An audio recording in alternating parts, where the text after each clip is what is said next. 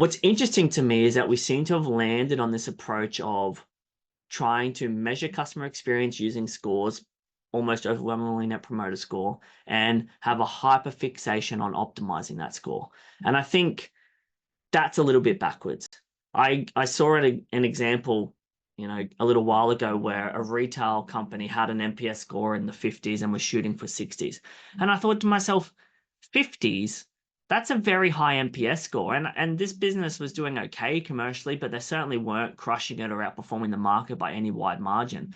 And I was thinking to myself, Harley Davidson has an NPS score of 48, and Harley Davidson customers, like they are passionate customers, right? They really love that brand. And this retail store had an NPS higher than Harley Davidson. And I thought to myself, there is absolutely no way that that can be correct, right? There's all sorts of red flags going off there. And it turned out when you dug into that number, it was not a true reflection of what the customer experience was because of how it was measured and a range of other factors. And it really highlights the point that if you are trying to benchmark your customer experience by measuring something like Net Promoter Score and living and dying by where that number sits, you are absolutely doing it completely wrong.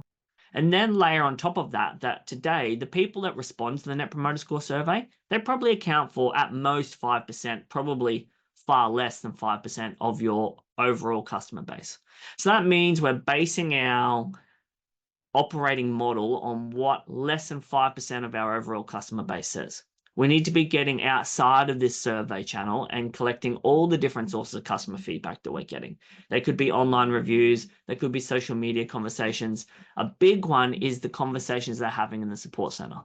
A modern approach to understanding customer experiences is to have a centralized feedback analytics system that is collecting feedback across all of your various channels, solicited channels like surveys, of course, and that's never going to go away, but unsolicited channels as well, like call recordings, emails, chat transcripts, online reviews, integrating it into one central system that can deliver real-time insights into people on the front lines who are responsible for different customer journeys, but also aggregate insights up to senior management to show them what are the big systemic problems we're facing from a customer experience perspective.